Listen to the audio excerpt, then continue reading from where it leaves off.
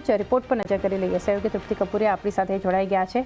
તૃપ્તિ, good morning. કઈ રીતે કયા સેક્ટર્સ છે, કઈ કંપનીઓ છે કે જે બ્રોકરેજ હાઉસીસના રડાર પર છે? ગુડ મોર્નિંગ ચાની શરૂઆત આજે આપણે સેક્ટરથી કરશું તો ખાસ કરીને સિમેન્ટ કંપનીઓ પર સીડીએસએ તરફથી ખૂબ જ એક આપણને પોઝિટિવ રિપોર્ટ આપણી સમક્ષ આવતો જોવા મળી રહ્યો છે. તેમને અલ્ટ્રાટેક સિમેન્ટ માટે તેમને હાઈ કન્વેન્શન સાથે આઉટ પરફોર્મ રેટિંગ આપ્યા છે. લક્ષ્યાંક પણ તેમને વધાર્યા છે અને 14,700 રૂપિયા પ્રતિ શેર કર્યા છે. શેર સિમેન્ટ માટે પણ અહીંયા રેટિંગ આપણને અપગ્રેડ થતા જોવા મળી રહ્યા છે. તેમને આઉટ પરફોર્મ કર્યા છે. લક્ષ્યાંક વધારીને 33,500 રૂપિયા પ્રતિ શેર કર્યા છે. ત્યાં રામકો સિમેન્ટ માટે પણ આપણને રેટિંગ અપગ્રેડ થતા જોવા મળી રહ્યા છે. હોલ્ડ રેટિંગ છે. ટાર્ગેટની વાત કરશું તો 1,045 રૂપિયા પ્રતિ શેર કર્યા છે. ત્યાં અંબુજા સિમેન્ટ માટે આપણને આઉટ પરફોર્મ રેટિંગ જે છે તેમને યથાવત રાખ્યું છે. લક્ષ્યાંક પર નજર કરશું તો 670 રૂપિયા પ્રતિ શેર કર્યા છે. દાલમિયા ભારત માટે પણ આપણને આઉટ પરફોર્મ રેટિંગ યથાવત જોવા મળી રહ્યું છે.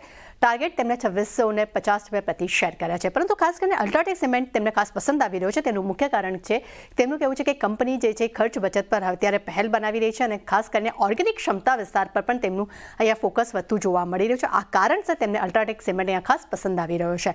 ફાઇનાન્શિયલ કંપનીઓ પર મેક્વારીના રિપોર્ટ પર નજર કરશું. તેમનું કહેવું છે કે ક્વાર્ટર 2માં ખાસ કરીને ક્રેડિટ કર્જ જે છે અહીંયા કંપનીઓના વધી શકે છે. પરંતુ સામે એસએમઈ તણાવને માત્ર અમુક જ પોકેટ્સ અને સેગમેન્ટ છે તેના પર એક અસર જોવા મળી શકે છે. પરંતુ તે વ્યાપક રૂપથી અહીંયા જોવા નહીં મળે. પરંતુ સામે બેન્કો અને રિટેલ અને એનબીએફસીસ જે છે તેના માટે અહીંયા ક્રેડિટ ખર્ચ પણ વધી શકે છે. પરંતુ સાથે તેમને પણ કહ્યું છે કે એચડીએફસી બેંક અને આઈસીઆઈસીઆઈ બેંક આ બંને જે છે તે અલગ તરી આવતા જોવા મળી શકે છે. એટલે ખાસ કરીને એનબીએફસીસમાં તેમને એચડીએફસી બેંક અને આઈસીઆઈસીઆઈ બેંક પર તેઓ વધુ ફોકસ આપવાની વાત કરી રહ્યા છે. ત્યાં જ બીજી તરફ એચડીએફસી બેંક પર આપણને જેફરસ તરફથી પોઝિટિવ રિપોર્ટ આવતો જોવા મળી રહ્યો છે. તેમને બાય રેટિંગ્સ આપ્યા છે. ટાર્ગેટ તેમને 12 રૂપિયા પ્રતિ શેર કર્યા છે.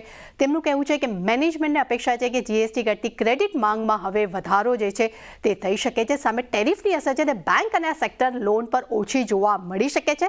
સામે અસેટ્સ ક્વોલિટી જે છે સ્ટેબલ જોવા મળી રહી છે. તેમાં પણ આવનારા સમયમાં સુધારો જોવા મળી શકે છે તેવી તેઓ અપેક્ષા રાખી રહ્યા છે. અને FY26માં લોન ગ્રોથ ગાઈડન્સ જે છે તે સેક્ટર સાથે ઇનલાઇન જોવા મળી શકે છે. ત્યાં જ FY27માં ત્યાં વધારાની પણ તેઓ અપેક્ષા રાખી રહ્યા છે.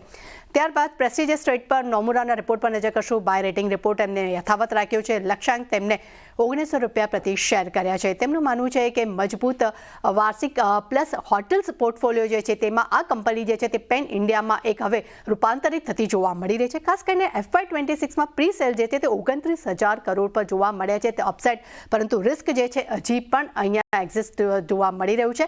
પરંતુ સામે 4 થી 5 વર્ષમાં ખાસ કરીને હોટલ એબિડા જે છે તે 4 થી 5 ગણા વધવાની તેઓ અપેક્ષા રાખી રહ્યા છે. પીપી ફિનટેક પર HSBCના રિપોર્ટ પર નજર કરશું. બાય રેટિંગ્સ છે. ટાર્ગેટ તેમને 2250 રૂપિયા પ્રતિ શેર કર્યા છે. તેમને માટે મધ્યગાળામાં આ કાઉન્ટરમાં એક ગ્રોથની તેઓ અપેક્ષા રાખી રહ્યા છે. અને ત્યારબાદ છેલ્લે નજર કરશું સુઝલોન પર. યુબીસી તરફથી પોઝિટિવ રિપોર્ટ છે. લક્ષ્યાંક તેમને 78 રૂપિયા પ્રતિ શેર કર્યા છે. તેમનું માનવું છે કે ટાટા પાવર પાસેથી કંપનીને 838 મેગાવોટનો ઓર્ડર મળ્યો છે, જે સૌથી બીજો મોટો ઓર્ડર છે અને કંપનીને અત્યાર સુધીમાં 3 મોટા ઓર્ડર્સ મળી ચૂક્યા છે.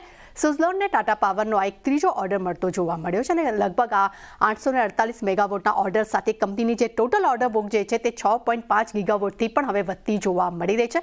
અને ખાસ કરીને આ ડીલ બાદ હવે કંપનીના એક્ઝિક્યુશનની ક્ષમતા જે છે ત્યાં એક મજબૂતી જોવા મળી શકે છે. એટલે ચાની ડેફિનેટલી ઘણા બધા બ્રોકરેજ રિપોર્ટ છે, પરંતુ એચડીએફસી બેંક અને સુઝલોન ફરી આપણને એક ફોકસમાં જોવા મળી શકે છે. જી, આ બધા સ્ટોક્સ અને સેક્ટર્સ પર ફોકસ રાખીશું. તૃપ્તિ, આભાર આપનો સમગ્ર માહિતી માટે. બોનાન્સા